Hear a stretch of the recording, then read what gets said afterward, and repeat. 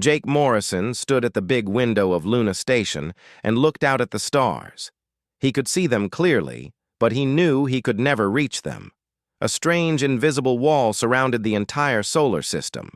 This wall had been there for 30 years, and it kept all humans trapped inside like prisoners in a cage. The wall looked like a soap bubble made of light. It shimmered and moved but never went away. Any human ship that tried to cross it would explode instantly. The aliens who built this wall made sure of that. They wanted humans to stay exactly where they were and never leave. Lisa Carter walked up beside Jake. She was the smartest person on the station and knew more about physics than anyone else. Her face looked worried as she held a small computer in her hands. She had just received another message from the aliens, and it was not good news.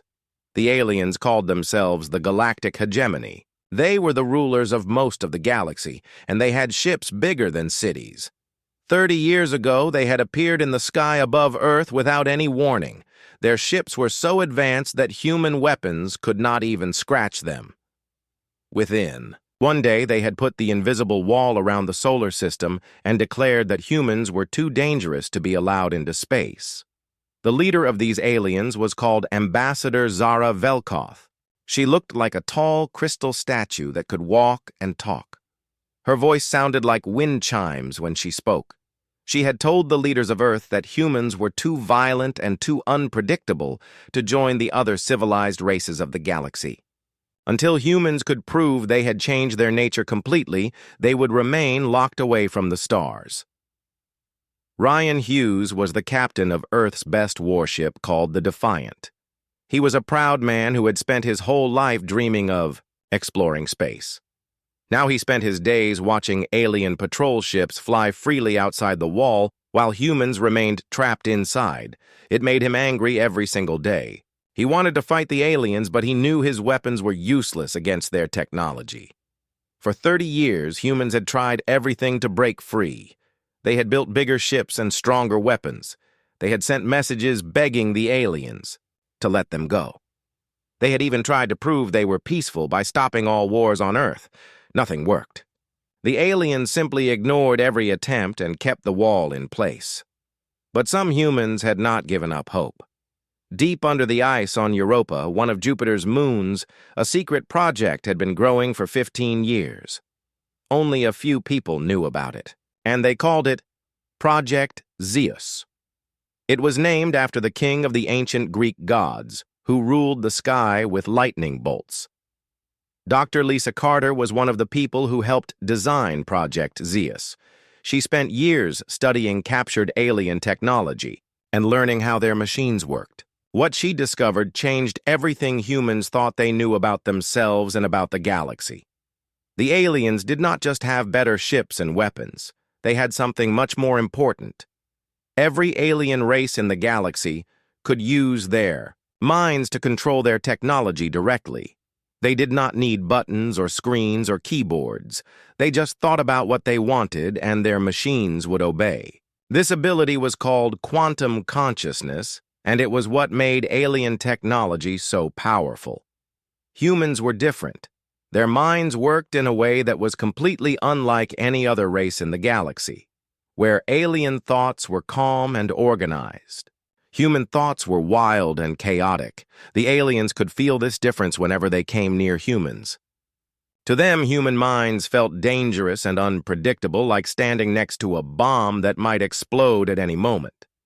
This was the real reason humans were quarantined. It was not just because they fought wars or acted violently. It was because their very thoughts disrupted alien technology. Human consciousness was like a storm that could damage delicate alien systems just by being nearby. Dr. Carter and her team spent years learning to understand this power. They realized that what the aliens saw as a weakness might actually be humanity's greatest strength. Human minds were not just different, they were more powerful. They produced quantum consciousness that was 100 times stronger than any alien race. The problem was that humans had never learned to control this power. their thoughts scattered in all directions like lightning in a storm. But what if someone could focus all that energy? What if they could turn the chaos into a weapon? What if they could use the very thing that made them dangerous to break free from their prison project? ZEUS was designed to do exactly that. Hidden deep beneath the frozen surface of Europa, the most advanced machine ever built by human hands was almost ready. It would take the scattered thoughts of every human in the solar system and focus them into a single beam of pure consciousness. And when that happened, the aliens would learn that some cages are not strong enough to hold what they were built to contain. Alex Parker walked through the ice tunnels deep beneath Europa's surface. The tunnels were carved by machines and lined with metal walls that hummed with electricity. Strange blue lights lit the way as he led a group of engineers toward the most secret place in the solar system. They were about to see something that would change the future of humanity forever. The ZEUS facility was hidden 2 miles under the ice where no alien sensors could detect it. The main chamber was huge, like a cathedral made of crystal and metal. Thousands of cables ran along the walls connecting computers that could think faster than 1,000,000 human brains. In the center of the room stood a chair that looked like a throne surrounded by glowing crystals. General Kane Mitchell had come from Earth to see the project for himself. He was an old soldier who had fought in the last wars before the aliens arrived. His face was hard and his eyes were sharp. He did not understand all the science, but he knew this machine might be humanity's only hope for freedom. Alex explained how the machine worked while they walked around the chamber. Every human brain created quantum energy when it thought. This energy was invisible and most people never knew it existed. But alien technology could sense it and even use it to work better. That was why aliens could control their ships and computers with just their thoughts. The problem was that human quantum energy was different from alien energy. Alien thoughts were smooth and gentle like a calm river. Human thoughts were wild and violent like a hurricane. When aliens felt human thoughts nearby, it hurt them and damaged their machines. This was why they feared humans and kept them locked away. Nina Brooks was a military officer who worked with the scientists. She showed General Mitchell brain scans on a computer screen.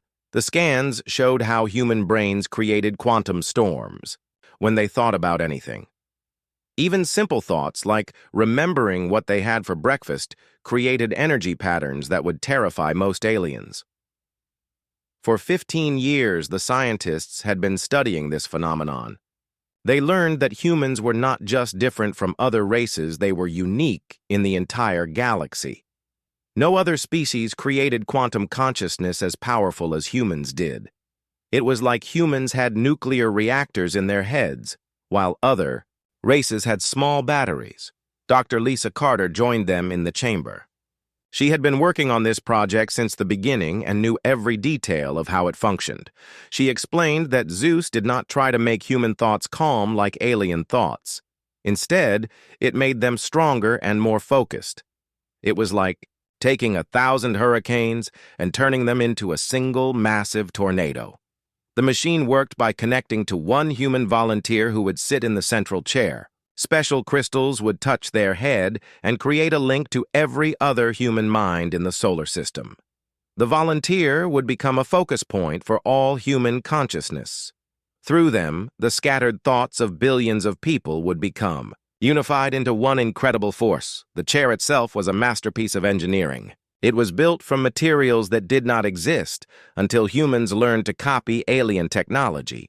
The crystals were grown in zero-gravity factories and programmed to respond to human brain waves. The whole system was designed to amplify quantum consciousness. Without destroying the person using it, Alex showed them recordings of test runs using small groups of volunteers. When just 10 people connected their thoughts through a smaller version of ZEUS, the results were amazing. The combined quantum field was strong enough to shut down alien technology from a mile away.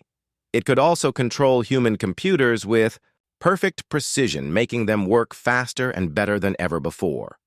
But the real breakthrough came when they discovered something unexpected.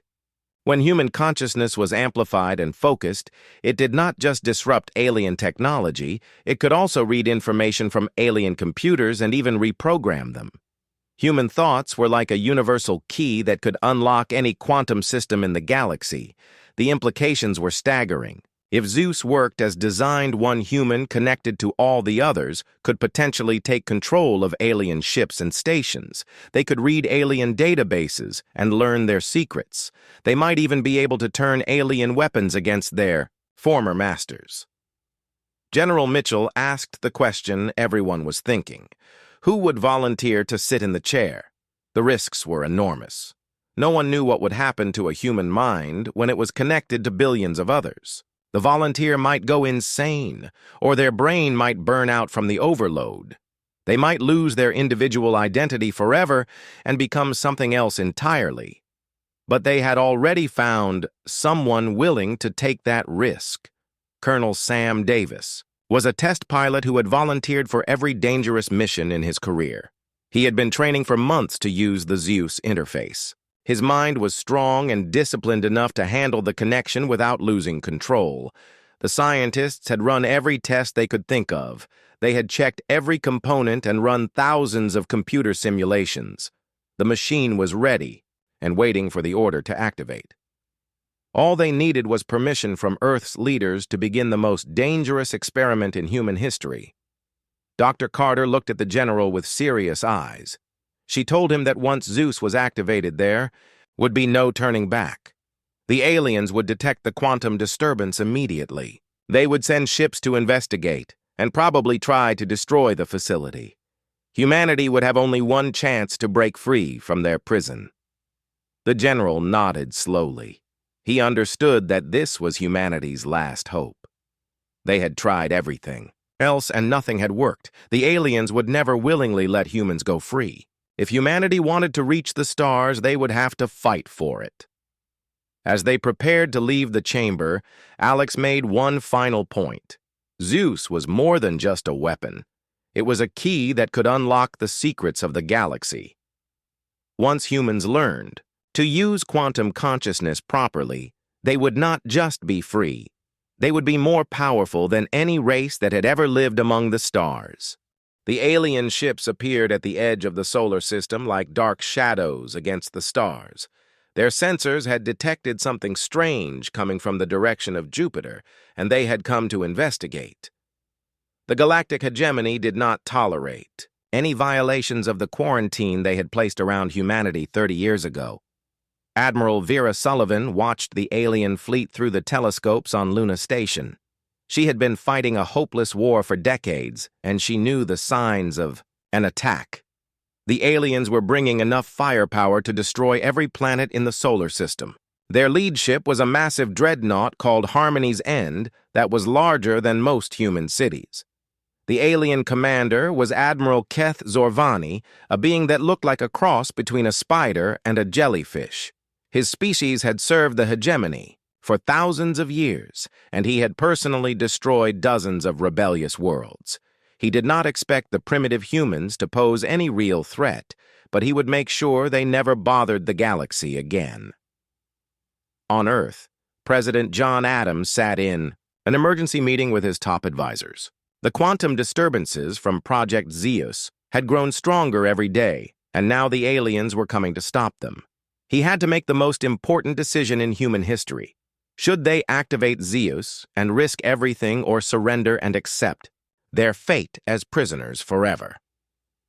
The president looked around the room at the faces of his advisors. Some wanted to negotiate with the aliens and hope for mercy. Others wanted to fight with conventional weapons, even though they knew it was hopeless. But Dr. Lisa Carter spoke up from her position at the Science Council table. She told them that ZEUS was ready and that humanity had nothing left to lose. Deep beneath Europa's ice, Colonel Sam Davis was already preparing for the connection. He had spent months training his mind to handle the massive influx of quantum consciousness that was about to flow through him. He sat in the ZEUS chair while technicians attached the crystal interfaces to his head. His heart was beating fast, but his hands were steady. Dr. Carter initiated the startup sequence from the control room. Banks of computers came online one by one, and the quantum crystals began to glow with soft blue light. Energy readings climbed steadily as the machine drew power from fusion reactors buried even deeper in the ice. The air itself seemed to vibrate with invisible force. All across the solar system, humans began to feel something strange happening. On Earth, people stopped what they were doing and looked up at the sky without knowing why. On Mars, the colonists felt their hearts racing with unexplained excitement. In the asteroid belt, miners found themselves thinking about home and family. Even children who were too young to understand what was happening felt the pull of something vast awakening. The quantum field generated by ZEUS grew stronger every second. It reached out like invisible fingers, touching every human mind in the solar system. But instead of controlling those minds, it connected them. For the first time in human history, every person was linked to every other person through the power of quantum consciousness. Colonel Davis gasped as the full power of ZEUS flowed through him. He could suddenly feel the thoughts and emotions of billions of people. He could sense the fear of children on Earth, the determination of soldiers on Luna, and the hope of scientists working desperately to save their species. It was overwhelming. But somehow he managed to stay focused and in control. The alien fleet detected the quantum disturbance immediately. Their sensors showed energy readings that should have been impossible for a primitive species to generate. Admiral Zorvani ordered his ships to increase speed toward Jupiter. Whatever the humans were doing had to be stopped before it could develop further, but they were already too late. The moment ZEUS reached full power, the quarantine barrier that had trapped humanity for 3 decades simply vanished. The invisible wall that had seemed so permanent and unbreakable dissolved like morning mist. For the first time in 30 years, human ships could leave the solar system and travel to the stars. The effect on the alien fleet was immediate and catastrophic. The quantum field generated by human consciousness hit their ships like a tidal wave of pure mental energy. Systems that had worked perfectly for thousands of years began to malfunction and fail. Computer networks crashed and navigation systems went offline. Even the life support systems started to struggle. Admiral Zorvani watched in horror as his mighty dreadnought shuddered under the assault of human thought. His crew was panic-stricken and confused. They had never encountered anything like this in all their centuries of galactic conquest. The humans were not just attacking their ships, they were attacking their minds. But Colonel Davis was not just defending, he was learning. Through the ZEUS interface, he could feel the alien technology around him. He could sense the patterns of their quantum consciousness and understand how their machines worked. Every second, the connection remained active. He absorbed more knowledge about galactic technology and civilization. Dr. Carter watched the data flowing into their computers with amazement. They were not just jamming alien systems, they were reading them. Ship designs, navigation charts, communication codes, and even the locations of alien worlds were pouring into human databases.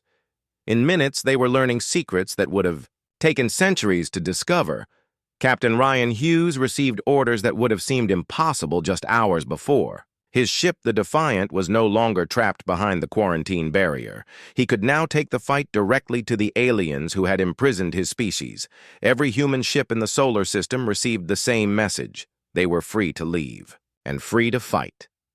The human fleet erupted from the solar system like a storm breaking free from a bottle. Ships that had been designed only for defense within the solar system suddenly found themselves equipped with quantum consciousness interfaces. Their human crews could now control alien technology that they captured or damaged. They could think their ships into new configurations and upgrade their weapons in real time. Admiral Zorvani tried desperately to rally his fleet, but it was too late. Human ships swarmed around his vessels like angry wasps. They moved with impossible coordination because their crews were all connected through the quantum field. They could communicate instantly without radio and coordinate attacks with perfect timing. The first battle between humans and the galactic hegemony lasted only 20 minutes. When it was over half, the alien fleet was captured or destroyed, and the other half was fleeing toward the galactic core. The humans had not just won their freedom, they had announced to the entire galaxy that a new power had been born among the stars.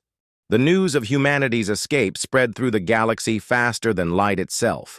On 1,000 worlds, alien governments received the impossible report that the quarantined humans had not only broken free, but had defeated a hegemony enforcement fleet.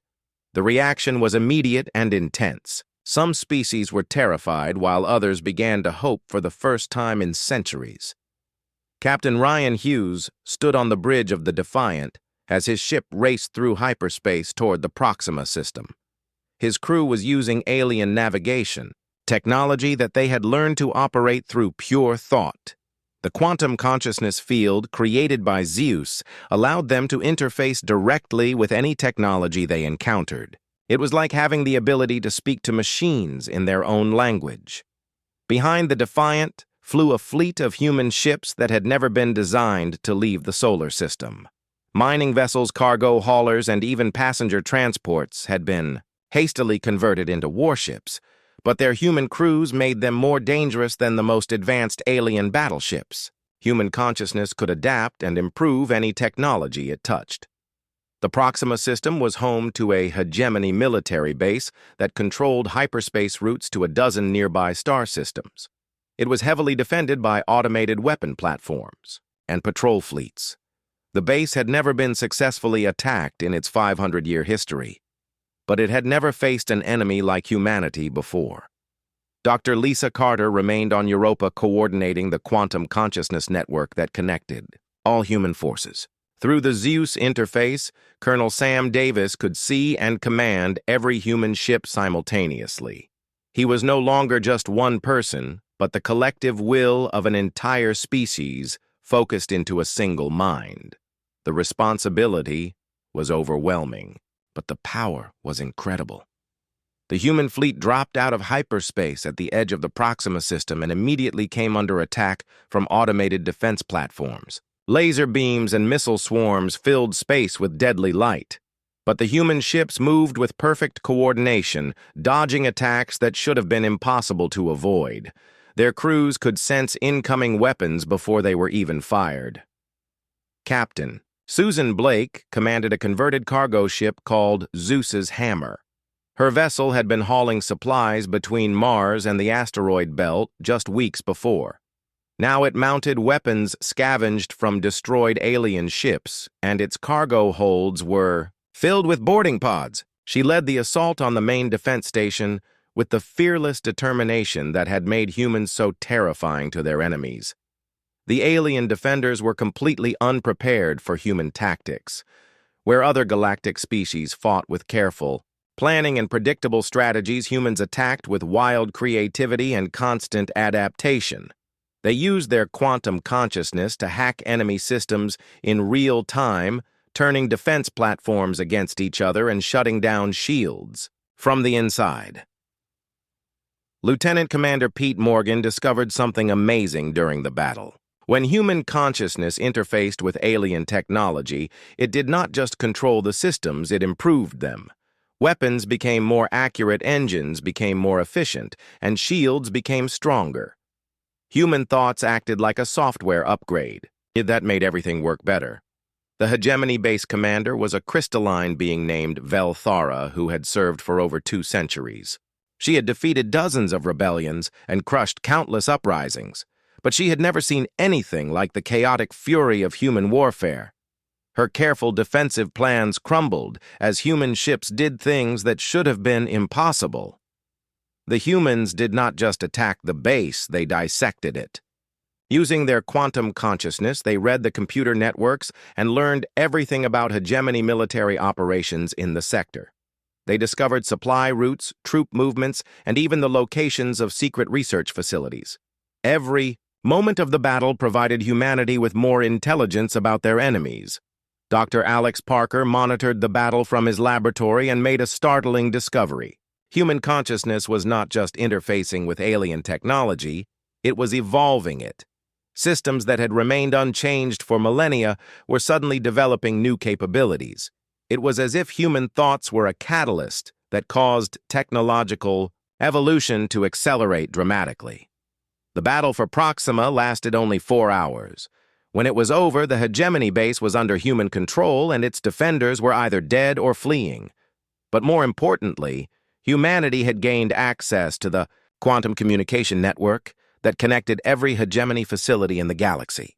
Through this network, they could monitor alien movements and even send false information to their enemies.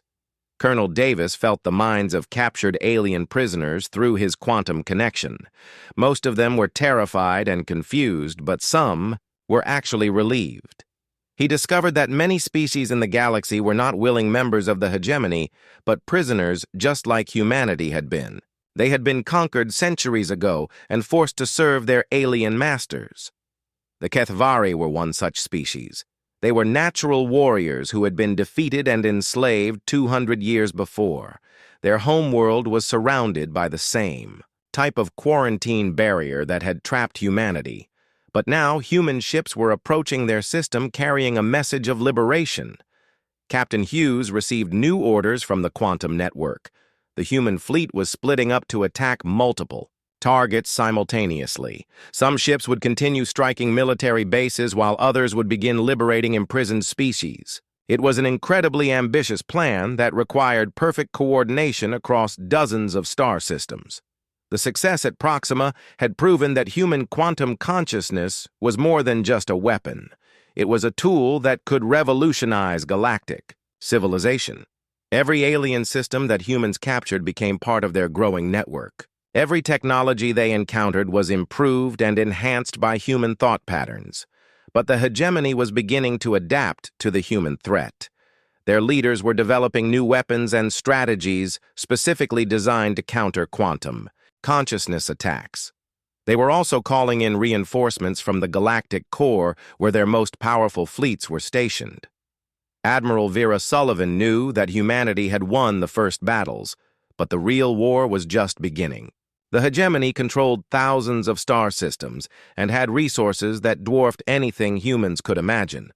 But they also had weaknesses that humans were uniquely positioned to exploit.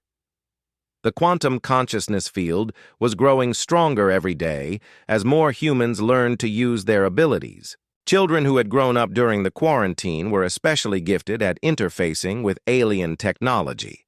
They could control systems that adult humans found difficult to understand. Humanity was not just fighting a war, they were evolving into something new. As the human fleet prepared for their next series of attacks, Dr. Carter made a prediction that would prove prophetic. She told President Adams that within 1 year the galaxy would be completely transformed. The hegemony's reign of terror was ending, and a new age of freedom was about to begin. Humanity had broken their chains, and now they were going to break everyone else's chains, too. 6 months after the first human ship left the solar system, the galaxy was in chaos. The galactic hegemony that had ruled unopposed for 3,000 years was crumbling as rebellion spread from system to system. Human ships appeared wherever. Oppressed species were held captive, and their quantum consciousness technology was turning the established order upside down. The Kethvari homeworld of Ragnar Prime had been surrounded by quarantine barriers for 2 centuries. The warrior species had been defeated after a bitter war, and their survivors were forced to live as prisoners on their own planet. But when Captain Susan Blake arrived with her liberation fleet, the barriers came down in less than an hour. Blake stood on the bridge of ZEUS's hammer as her ships entered orbit around the red desert world. Through the quantum consciousness network, she could feel the minds of millions of Kethvari warriors stirring to life below. Their thoughts were filled with rage and hope in equal measure. They had dreamed of freedom for generations, and now that dream was about to become reality. The Kethvari were tall humanoid beings with 4 arms and skin like polished metal. Their culture was built around honor and combat, and they had never accepted their defeat gracefully. When the first human shuttles landed at their capital city, thousands of warriors gathered to meet them. Their leader was an ancient female named Thrak Voss, who had fought in the original war against the hegemony. Blake met with Thrak Voss in the ruins of what had once been the Planetary Parliament building.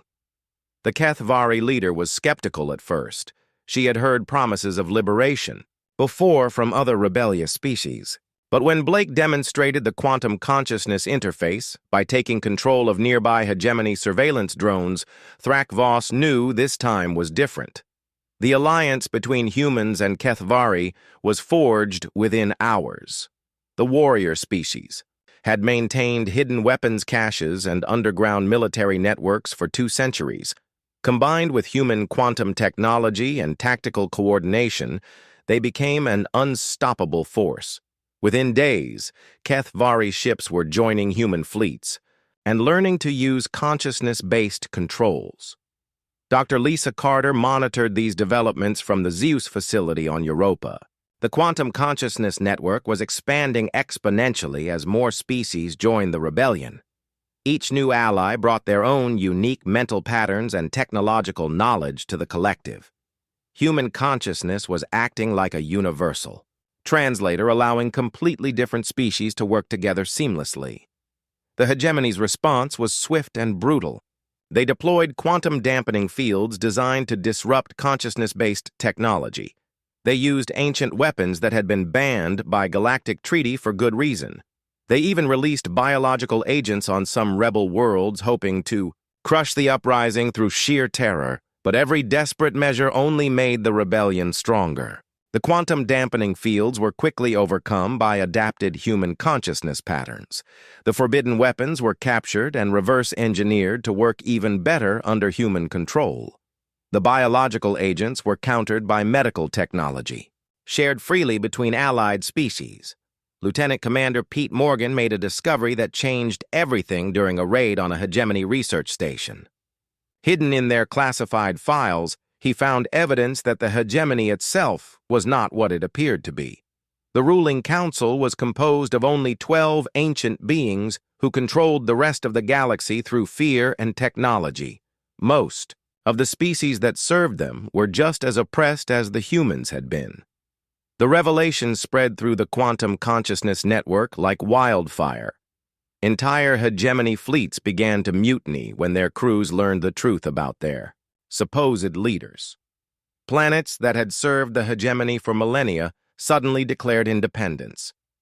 The careful order that had maintained galactic peace was collapsing into revolutionary chaos. Colonel Sam Davis felt every moment of the galactic transformation through his connection to ZEUS. His individual consciousness had expanded to encompass billions of minds across hundreds of star systems. He was no longer just Sam Davis, but a living embodiment of the collective will of all free species. The responsibility was enormous, but so was the power. The Earthshapers were one of the most important species to join the rebellion. They were master terraformers who could reshape entire planets to support different forms of life. The hegemony had used them as slaves for centuries, forcing them to build paradise worlds for the ruling elite. But when human ships arrived at their prison colonies, the Earthshapers eagerly shared their knowledge. Captain Ryan Hughes led the assault on the hegemony's main fleet base at Vega 7.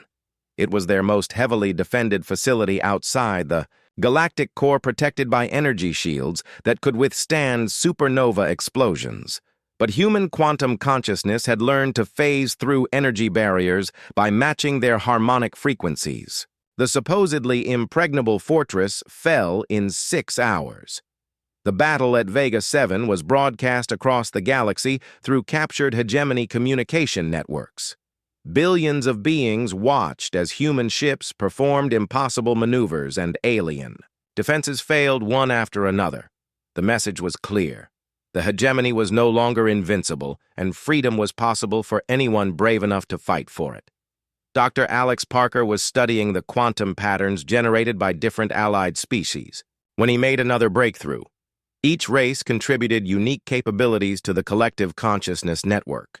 The Kethvari provided tactical awareness, the Earthshapers offered environmental control, and dozens of other species added their own strengths. Humanity was becoming the conductor of a galactic orchestra of minds, but the most significant development was happening to human children who had been born during the rebellion. They showed abilities that surpassed even the most gifted adult consciousness users. These children could interface with alien technology instinctively and even communicate directly with artificial intelligences. They represented the next stage of human evolution. The hegemony made one final desperate attempt to stop the rebellion by attacking Earth itself. A massive fleet emerged from hyperspace and began bombarding population centers. But the planet was protected by consciousness-controlled defense networks that adapted faster than the attackers could adjust their tactics. The assault failed completely, and most of the attacking ships were captured. President John Adams addressed the galaxy from the captured hegemony flagship. He announced the formation of the Free Alliance and invited all oppressed species to join the fight for liberation.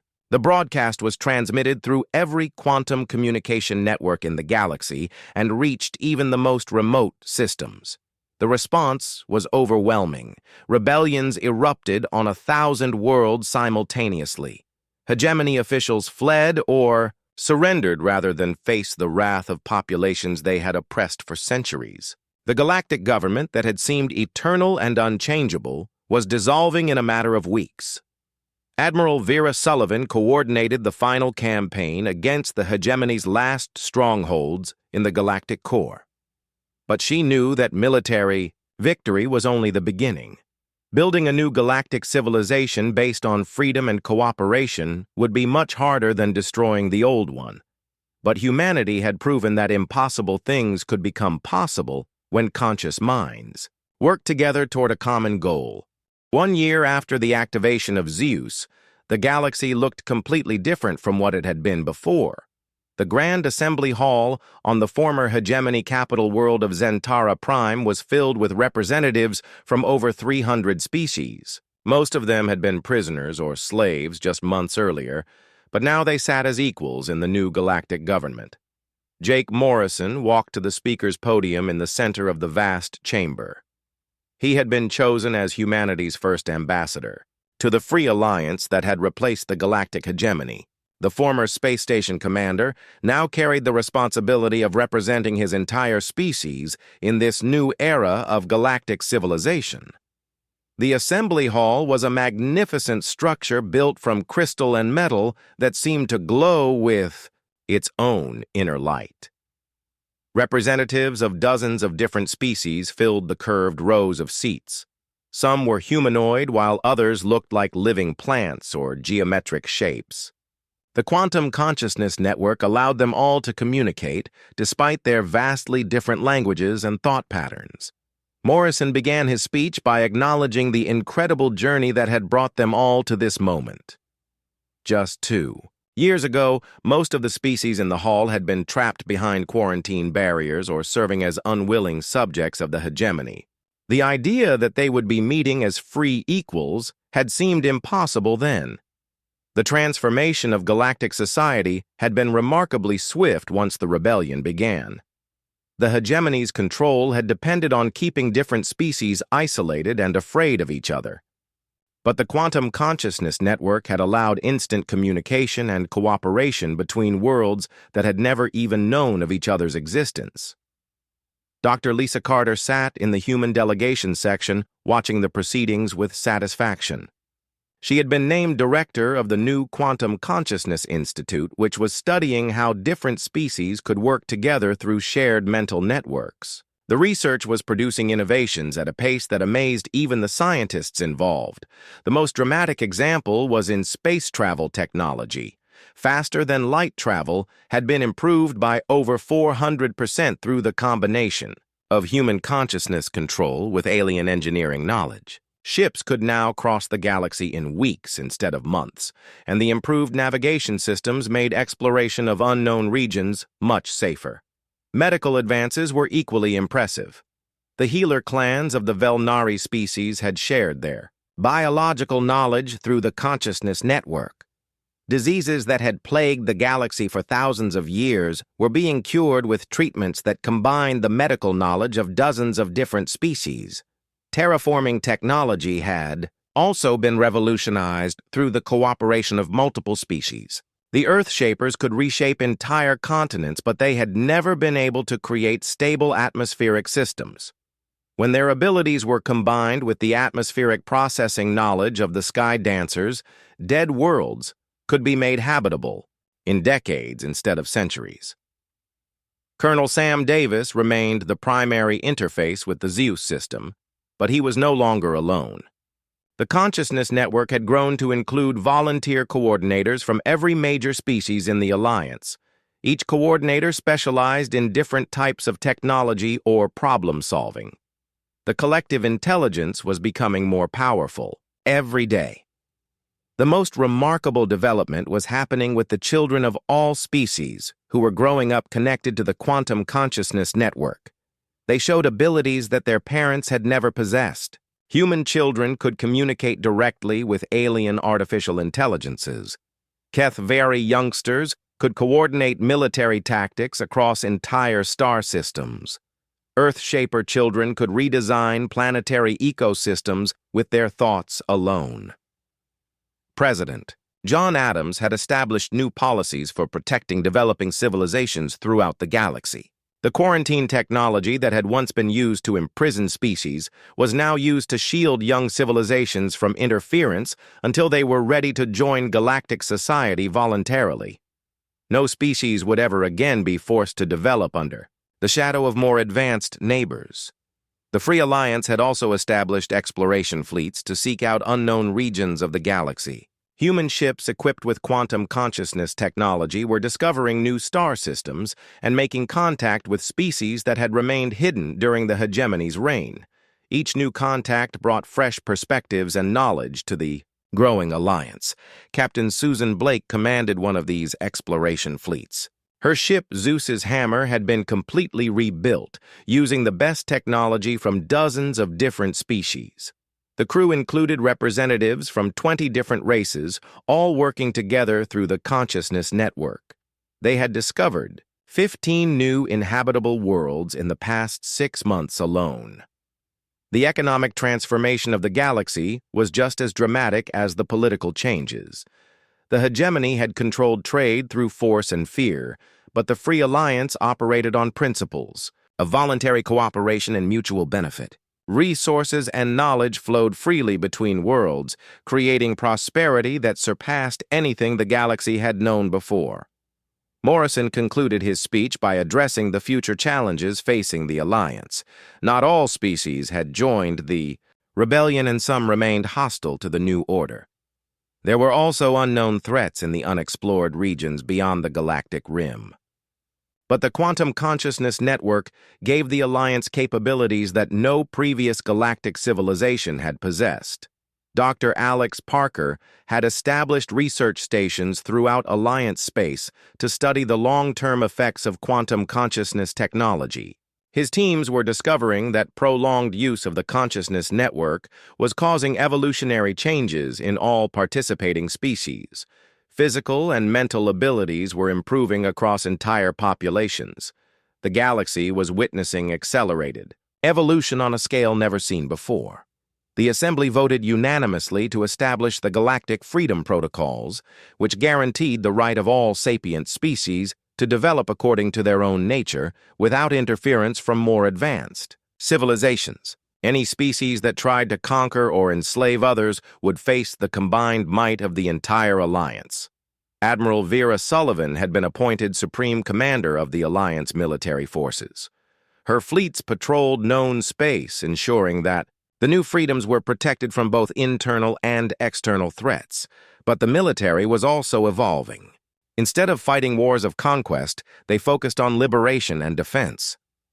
As the Assembly session ended, representatives began forming discussion groups to work on specific projects.